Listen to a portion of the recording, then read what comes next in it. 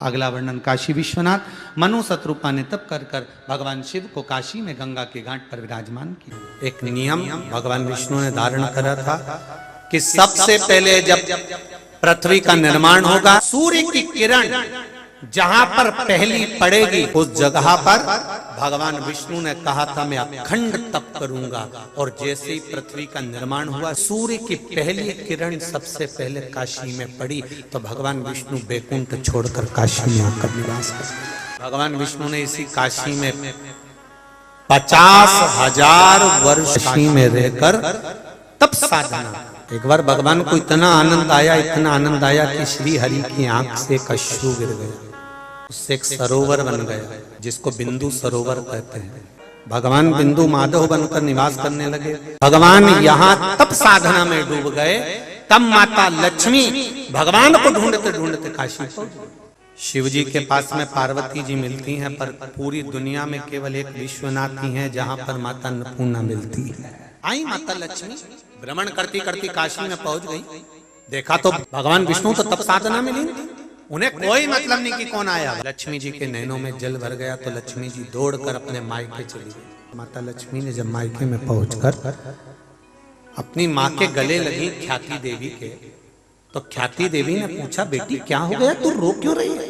अगर बेटी की आंख में अश्रु होता है ना, तो पिता और माता तो पूछेंगे ना कि आखिर कारण क्या है बेटा।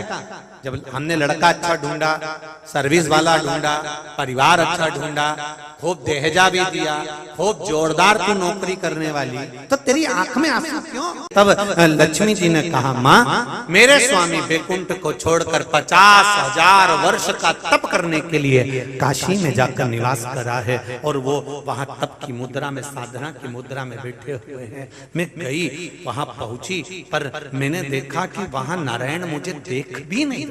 सारी दुनिया में जाइएगा, हो सकता है वहाँ लक्ष्मी से काम बन जाए, पर पूरी दुनिया छोड़कर विश्वनाथ के पास आइएगा, यहाँ लक्ष्मी से नहीं केवल तुम्हारी भक्ति से काम बन जाता है। कि लक्ष्मी भी उस स्थान से अपनी माँ के गले जाकर मिलकर कहती है कि इस बात तो स्वामी मेरे मुझे देखे तक नहीं है। कारण क्या है? क्योंकि जिस भूमि पर नारायण 50,000 वर्ष तक तप कर रहे हों, उनको कहते हैं कि मुझे लक्ष्मी देखने की जरूरत नहीं पड़ती, यहाँ तो भक्ति के बल पर विजय प्राप्त होती है। तू भी तप साधना में लग जा, तू भी तप साधना कर। सबसे बड़ी लड़ाई इसी बात की चालू हो जाती है कि मम्मी ये मुझे कहीं नहीं लेके जाते, अकेले चले जाते हैं, मुझे कहीं घुमाने नहीं ले जाते। तो तुमने अपनी बेटी को ये समझाया कि बेटा एक काम करा कर, तू घूमने जाने की जगह बोला कर मुझे विश्वनाथ ले चलो, मुझे केदारनाथ ले चलो, मुझे महाकाल ले चलो, मुझे नागेश्वर, मुझे सोमनाथ ले चलो। कभी कभी अब नहीं ले जा रहा कहीं घुमाने की, मेरे को ऊटी नहीं ले जा रहे हैं, गोवा नहीं ले जा रहे, तो तू कह दिया कर मुझे विश्वनाथ ले चलो, चलो वहां चलो। तो उससे क्या होगा? तो माँ ख्याति देवी ने अपनी बेटी को कितना सुंदर ज्ञान दिया है। जरा मैं हर माता से निवेदन करूंगा कि बेटी जब रोकर आपके गले लगे और कहे कि मेरा पति मुझे ध्यान नहीं देता, तो आपको कहना है कि वो अगर ध्यान नहीं दे रहा तो तू एक काम कर कि वो भी भक्ति में डूबा है तो तू भी भजन में डूब जा, थोड़ा स्मरण में डूब। तो लक्ष्मी जी ने पूछा मैं कहाँ जाकर तप करूं? उन्होंने काशी ढूंढी है, तो मेरे पति काशी में तप कर रहे, तो मुझको अभी काशी चाहिए, मैं बिना काशी के तप नहीं करूंगा। तो माता ख्याति देवी ने कहा चली जा काशी, मैं नहीं जाऊंगा। कई माताएं जब लड़ाई कर लेती हैं ना अपने पति से, पत्नियां, तो वो कहती इनकी गाड़ी में तो बैठ के नहीं जाऊंगी, तो नहीं जाऊंगी, ये अलग गाड़ी में जाए, मैं दूसरी गाड़ी में जाऊंगी। तो पति बेचारा फिएट में गया और ये एम्बेसडर में गया। तो माता ख्याति देवी ने कहा कि सुनो लक्ष्मी, एक काम करो कि तुम नारायण की धर्म पत्नी हो, नारायण अगर तप करते हैं तो काशी बन जाती है, तू तप करेगी तो वो भी काशी बन जाएगी। इतने में लक्ष्मी जी भ्रमण करती करती उत्तराखंड की भूमि पर पहुंच गई। जिस उत्तराखंड की भूमि पर लक्ष्मी जी ने तप करा, तो उत्तर काशी वहां पहुंच गई माता लक्ष्मी। अब लक्ष्मी जी ने थोड़े समय तक तो तप करा, काशी का निर्माण कर दिया, उत्तर काशी बस गई। आज नारायण भगवान की 50,000 वर्ष की साधना पूर्ण हो चुकी थी। साधना पूर्ण हुई, लक्ष्मी जी आकर विराजमान हुई। जैसे ही लक्ष्मी जी आकर विराजमान हुई, भगवान विष्णु ने देखा, लक्ष्मी आज तो बड़ी प्रसन्न दिख रही है, तेरी प्रसन्नता का कारण क्या है? घूमती में बद्रिकाश्रम में पहुंच गई। बद्रिकाश्रम में जाकर मैंने क्या देखा, बड़ी सुंदर व्यवस्था, बड़ा सुंदर धाम, इसलिए मेरा मन कर रहा है। भगवान विष्णु ने कहा, लक्ष्मी क्या मन कर रहा है? कुछ भी हो जाए वो बद्रिकाश्रम मेरा होना चाहिए। भगवान विष्णु ने कहा, वो शंकर भगवान का घर है और तू वो मांग रही है? दूसरे की प्रॉपर्टी अपनी कैसे हो सकती है? मैं नहीं जानती, मेरे को तो बद्रिकाश्रम चाहिए, बस आप कुछ भी करो, चाहिए। भगवान ने कहा ठीक है। और मेरे नारायण उस अलकनंदा के घाट पर छोटे से बच्चे का रूप रखकर मेरे नारायण रोने लगे। पार्वती जी के कानों में शब्द पहुंचा कि कोई बच्चा रो रहा है। शिव जी के पास आए, स्वामी शंकर भगवान पूछे क्या है? कोई माँ अपने बच्चे को भूल गई अलकनंदा के तट पर, बहुत रो रहा, बहुत रो, और बड़ा सुंदर है प्रभु। शंकर भगवान बोले, पार्वती मैं आंख बंद करके तप साधना में बैठ रहा हूँ, तुम भी मेरे पास में आंख बंद करके तप साधना में बैठ जाओ। पार्वती जी बोली, आप करुणा सागर हो, आप दया सागर हो। भगवान शिव बोले, वो सारा सागर में जान गया, पर तू चुपचाप मेरे पास में बैठ जा। आप एक छोटे से बच्चे पर दया नहीं कर सकते? भगवान बोले, दया ही दुख का कारण हो जाएगी, पार्वती चुपचाप बैठ जा। पार्वती जी बोली, सारी दुनिया आप पर विश्वास करती है और एक बच्चा रो रहा है, आप उसको बचाना नहीं चाहते? शंकर भगवान बोले, पार्वती मैंने कहा ना चुपचाप मेरे पास में आकर बैठ जा। पार्वती जी बोली, मैं उस बच्चे को लेकर आऊंगा। शंकर भगवान ने कहा, पार्वती तू जानती नहीं है, किसी के बच्चे को अगर गोदी ले लो तो पूरी जायदाद देना पड़ता। पार्वती जी बोली, इतना छोटा सा बच्चा कोई जायदाद मांग रहा है? तो पार्वती जी गई, भगवान विष्णु को गोदी में उठा कर ले आई और लेके आके उनसे स्नेह भाव से उनका लालन पालन करने लगी। शाम हो गई और शाम के समय प्रदोष काल में भगवान शंकर और पार्वती के भ्रमण का समय था। शंकर पार्वती भ्रमण पे जाने लगे। शिव जी नंदी पर चढ़ गए। नंदी पर चढ़कर उन्होंने पार्वती को आवाज लगाया, पार्वती चलो। पार्वती जी बोली, इसका क्या करूं? शिव जी बोले, घर में छोड़ दे, घर में कौन देखेगा? रंगी श्रृंगी ये सब बैठे हैं, ये सब इसका स्मरण करेंगे, तू छोड़ इसको, घर में छोड़। और पार्वती जी ने उसे घर में छोड़ दिया। छोड़ने के बाद भगवान शंकर ने डमरू बजाया। डमरू बजाया तो भृंगी श्रृंगी जितने थे सब घर से बाहर निकल गए, बच्चे को अंदर छोड़ दिया और भगवान पार्वती को लेके भ्रमण पर निकल गए। भ्रमण करते करते बड़े आनंद के साथ पहुंच गए। पहुंचने के बाद जैसे ही बद्रिकाश्रम में पहुंचे, नंदी पर से धीरे से उतरे। पार्वती जी कूदी और अपने बेटे का स्मरण आया और बच्चे को देखने के लिए भागी। जैसे ही भागी, बद्रिकाश्रम का दरवाजा बंद। पार्वती जी ने आवाज लगाई, दरवाजा खोलो। अंदर कौन है? कि वो छोटा बच्चा। पार्वती जी खूब आंख में आंसू भरने लगी, मेरे घर में कौन प्रवेश कर गया? अगर दरवाजा नहीं खुला मैं हाथ में जल लेकर श्राप दे दूंगी। इतनी देर में दरवाजा खुला और नारायण लक्ष्मी दरवाजे के बाहर आकर खड़े हुए और दोनों ने कहा भोलेनाथ जी से। शंकर भगवान ने पूछा, प्रभु आप? भगवान विष्णु बोले, हाँ स्वामी हम यहाँ आ गए, ये घर लक्ष्मी जी को अच्छा लग रहा है। तो भगवान शंकर ने पूछा, क्या चाहते हो? ये बद्रिकाश्रम हमको दे दो। शंकर भगवान ने कहा, तथास्तु। पार्वती जी बोली, काय को तथास्तु? पार्वती जी बोली, अपना घर अपन नारायण को दे देंगे। हाँ, अपन कहाँ रहेंगे? भगवान शंकर बोले, अब ये तो नारायण बताएं, जब हमारा घर ये ले रहे हैं तो ये हमको कहाँ रखेंगे? तो नारायण भगवान से शिव जी ने पूछा, तुम हमारे बद्रिकाश्रम में रहोगे तो हम कहाँ रहेंगे? नारायण बोले, जिस काशी में मैंने 50,000 वर्ष तक तप करा, मेरा महादेव वहां रहेगा। शिव जी बोले, मैं गंगा के बिना नहीं रह सकता, यहाँ पर अलग गंगा है, मैं गंगा के बिना नहीं रह सकता। भगवान नारायण ने कहा, चिंता मत करो, गंगा पहुंच जाएगी। कितने सतयुग, कितने त्रेता, कितने द्वापर, कितने कलयुग, ना जाने कितने कितने निकल गए। काशी अजर और अमर। देवराज ब्राह्मण शरीर के महत्व को नहीं जान पाया। देवराज की चित्तवृत्ति में ये बात बैठी नहीं कि मनुष्य का जो शरीर मिला है बड़ा मुश्किल का मिला है। 83 लाख यहाँ वर्णन है 84 लाख योनियों में 83,99,999 योनियां समाप्त करने के बाद मनुष्य की योनि मिली और वो योनि का भी हम सदुपयोग ना कर पाए तो जीवन बेकार। देवराज ने चोरी का धन लेकर गया, शिव मंदिर में पहुंचा, कथा हो रही थी, उसके कानों में पड़ गई, निकला बेलपत्री के वृक्ष की छांव में प्राण छूटे। यम के दूत बंदी बनाने आए, पर यहाँ भगवान शंकर के गण खड़े हुए थे। पूछा कि ये आखिर कारण क्या है कि यमदूत इसको बंदी नहीं बना सकते? तो कहा कि इसने मृत्यु के समय पर भगवान शंकर की पावन कथा को श्रवण किया। माता जो एक लोटा जल चढ़ाती थी उसका पुण्य इसको प्राप्त हुआ और बेलपत्री के वृक्ष की छांव में इसके प्राण गए, इसलिए ये नरक नहीं जाएगा, ये बैकुंठ को जाएगा, इसलिए इसको नरक का भोग नहीं भोगना पड़ेगा। देवराज नरक के भोग से वंचित रह गए महाराज, और नरक के भोग से वंचित अर्थात नरक नहीं भोगना पड़ा, उनको स्वर्ग चले गए और स्वर्ग का उन्होंने भोग भोगा। अंत कथा के अंदर महत्तम में बिंदुक की कथा आती है। चंचुला देवी का पति बिंदुक प्रेत योनि में इसलिए पड़ गया क्योंकि वो चोरी का धन लेकर आ रहा था, दीवार पर से नीचे कूदा तो पानी के कुंड में गिरकर मर गया। पहले भी आपको कथा में कहा 3 तरह से मरे हुए व्यक्ति को स्वर्ग नहीं है, 3 तरह से मरे हुए व्यक्ति को मोक्ष नहीं है। पहला पानी में डूबकर मरा हुआ, दूसरा स्त्री के हाथ से मरा हुआ, तीसरा सर्प के डसे से मरा। बिंदुक प्रेत योनि में पड़ गया। क्यों? क्योंकि पानी में डूबकर मरा। पत्नी को मालूम पड़ा कि पति शांत हो गया, उसका अंतिम संस्कार कर दिया।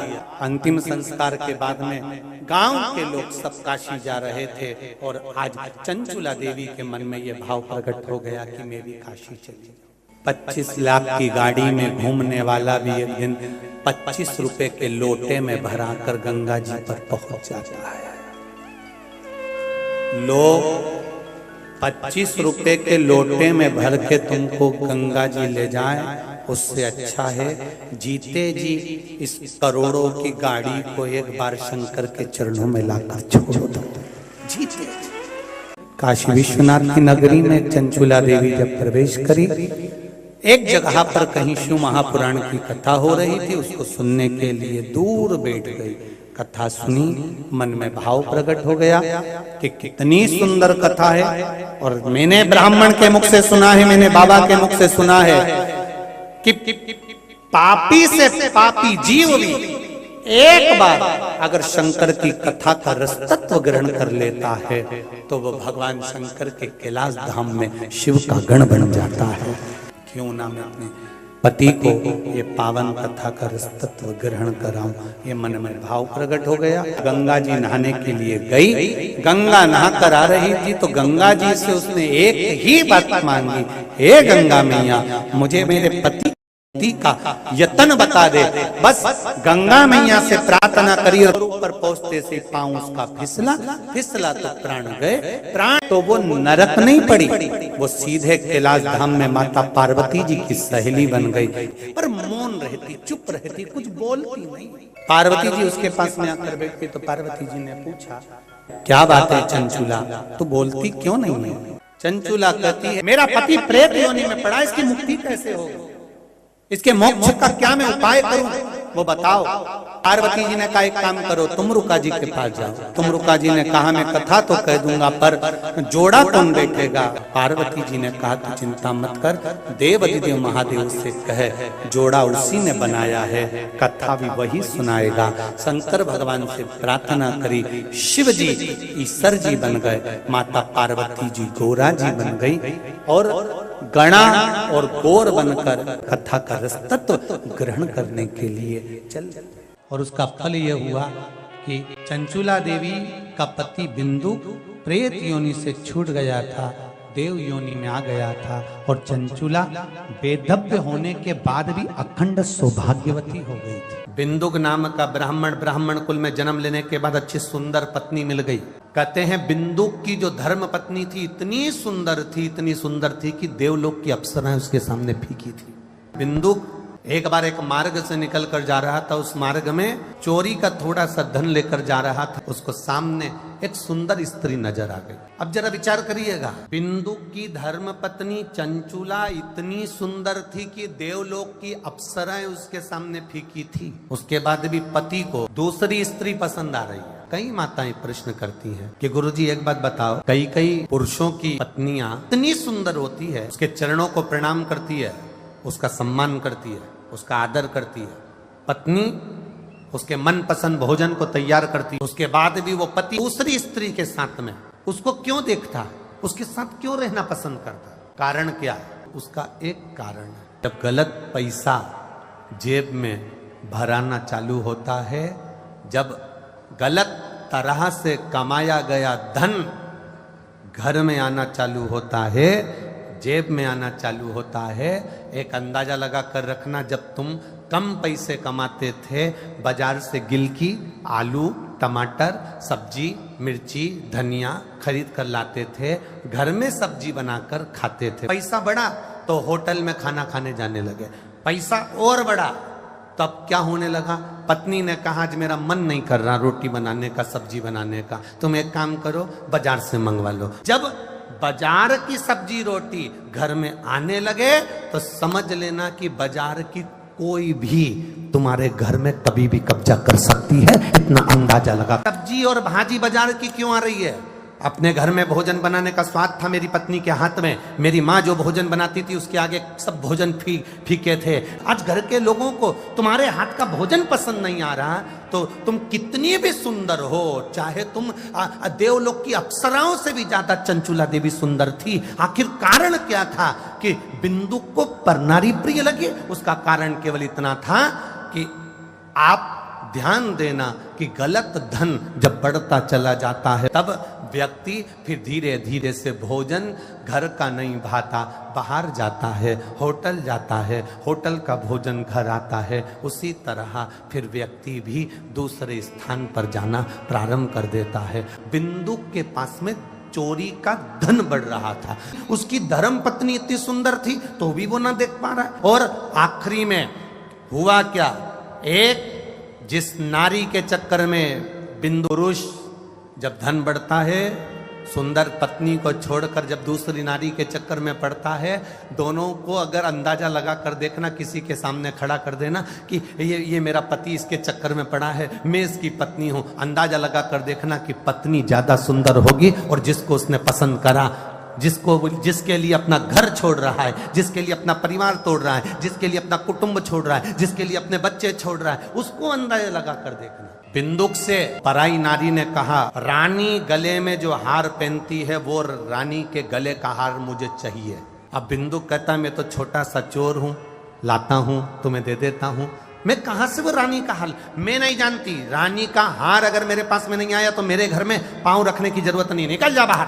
पत्नी कभी अपने पति से डिमांड नहीं करती कि मुझे 50,000 का ही मोबाइल ला कर देना, 1 लाख का मोबाइल ला कर देना, बस इतना कहती है जी मेरे पास मोबाइल नहीं है तो। और पति 5,000, 10,000, 15,000, 20,000 का मोबाइल भी ला कर देता है तो पत्नी खुश हो जाती है। पर पराई स्त्री तुम पर दबाव बनाकर कहती है मुझे इतने का ला कर देना, वरना मेरे यहाँ पांव रखने की जरूरत नहीं है।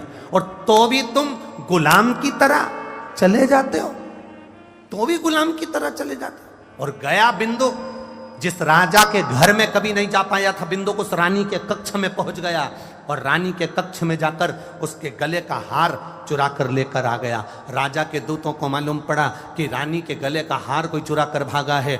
दूत पीछे भागने लगे, राजा के गुप्तचर पीछे भागने लगे। बिंदुक भागते भागते भागते भागते एक पराई स्त्री के भला करने के लिए अपने बच्चों को छोड़ा, अपनी पत्नी को छोड़ा, अपने कुल को छोड़ा और पराई स्त्री के लिए धन इकट्ठा करने के लिए, पराई स्त्री को देने के लिए बिंदुक इतना इतना चोरी और अन्य कार्य करने लगा कि बिंदुक पानी में कहीं से कूद गया, मर गया, प्रेत योनि में पड़ गया। उसके प्रेत योनि में पड़ने पर वो पराई स्त्री ने एक बार भी ना तो पूजन करी, ना पाठ करी, ना अर्चना करी, ना पिंडदान करा, ना तर्पण करा। अगर पिंड भी कर रही है तो वो सुंदर स्त्री कर रही है। उसकी पत्नी शिव महापुराण की कथा भी सुन रही है तो चंचुला सुन रही है, अपने पति को मोक्ष दे रही है तो चंचुला देवी दे रही है, अपने पति का उद्धार कर रही है तो चंचुला देवी कर रही है। जिस स्त्री को इसने ले जा कर दिया था उसने कभी पिंडदान नहीं करा, उसने कभी तर्पण नहीं करा, उसने कभी ब्राह्मण को भोजन नहीं कराया। करा रही है तो पत्नी करा रही है, करा रही है तो पत्नी, मोक्ष दे रही है पत्नी। चंचुला देवी भगवान शंकर के सामने हाथ जोड़कर बैठकर कहती है मेरे पति को मोक्ष दे दो। जो पति पर नारी से लगा था, भगवान से इतना कहना कि धन ऐसा देना कि तेरी सेवा में लगे, गलत जगह नहीं लगे, सही जगह पर सही पूंजी अगर पहुंच जाती है तो जीवन की सार्थकता हो जाती है। माता पार्वती ने कहा प्रभु आपको गुरु मंत्र तो देना पड़ेगा, जो काशी में मरेगा उसके कानों में। शंकर भगवान मना कर दिए, पार्वती जिद पे अड़ी रही, नहीं माने। तब भगवान शिव ने वचन दिया, ठीक है पार्वती मैं तुझे वचन देता हूं, काशी में जो मरेगा उसको गुरु मंत्र मैं दूंगा। पार्वती भी चतुर थी, पार्वती ने मन में सोचा कि आप गुरु मंत्र दोगे वो ठीक है, पर मुझे कैसे मालूम पड़ेगा कि आपने गुरु मंत्र दिया। भोलेनाथ हंसकर बोले अब तू बता कि तू क्या चाहती है। पार्वती जी बोली महाराज एक बात सुनो, आप गुरु मंत्र तो देना मना नहीं है, पर मरने वाले व्यक्ति के सीधे कान में गुरु मंत्र देना और मंत्र को देकर कान को मोड़ देना। जब कान को मोड़ दोगे तब मुझे मालूम पड़ जाएगा कि आपने गुरु मंत्र दे दिया। शंकर भगवान कहे पार्वती ठीक है, हिंदू धर्म की आज की भी रीति है, काशी में मरने वाले का सीधा कान अपने आप टेढ़ा हो जाता है, आज भी नियम। अभी मुक्त नगरी है काशी, मोक्ष नगरी है काशी। भारत की भूमि के सबसे ज्यादा मुर्दे अगर कहीं जलते हैं तो वो काशी में जलते हैं, अभी मुक्त नगरी। पहले हमको भी विश्वास नहीं हुआ था क्या काशी में मरने वाले का सीधा कान टेढ़ा हो जाता है, पर जब काशी में पहुंचे मणिकर्णिका के घाट पर हमने जाकर बहुत सारे मुर्दों को देखा, तो हमने उनसे कहा भैया हमको यहाँ पर इनका मुख देखना। एक का मुंह देखा तो उसके तो कान सीधे थे, दूसरे का मुख देखा उसका भी कान सीधा था। शिव महापुराण में लिखा है कि काशी में मरने वाले का सीधा कान टेढ़ा हो जाता है, तो यहाँ तो कान सीधे। और आगे गए, तीसरे नंबर के मुर्दे का जब देखा तो उसका कान टेढ़ा था, तो हमने सोचा हो सकता है जन्म से टेढ़ा हो। हम और आगे गए, अब उसका कान भी सीधा, और आगे गए तो उसका कान टेढ़ा, फिर और आगे गए तो उसका कान भी टेढ़ा। तब हमने सोचा अब जरा पूछें कि मुर्दा कहाँ का है। जिसके कान सीधे थे उससे पूछा भैया ये कहाँ का मुर्दा है, तो कि ये काशी से 40 किलोमीटर दूर का। ये कहाँ का है, तो कि काशी से 42 किलोमीटर दूर का। जिसके कान टेढ़े थे उसका पूछा ये कहाँ का है, तो कि काशी की ये वाली कॉलोनी का। जिसके कान टेढ़े थे उसका पूछा ये, तो कि काशी के पास का, ये काशी से। तब समझ में आया कि काशी के बाहर अगर किसी के प्राण छूटते हैं तो उसके कान सीधे ही थे, और जो काशी में मरा था उसका एक कान टेढ़ा ही था। अर्थात भगवान शंकर ने गुरु मंत्र देकर उसके कान को टेढ़ा कर दिया था। अब बताओ दुनिया में ऐसा कौन सा देवता होगा जो पृथ्वी पर मरने वाले व्यक्ति को भी गुरु मंत्र देकर भेज देता होगा? कौन देव? इसलिए देव अधिदेव एक ही देव, देवताओं का भी जो देव है वो महादेव है, वो महादेव।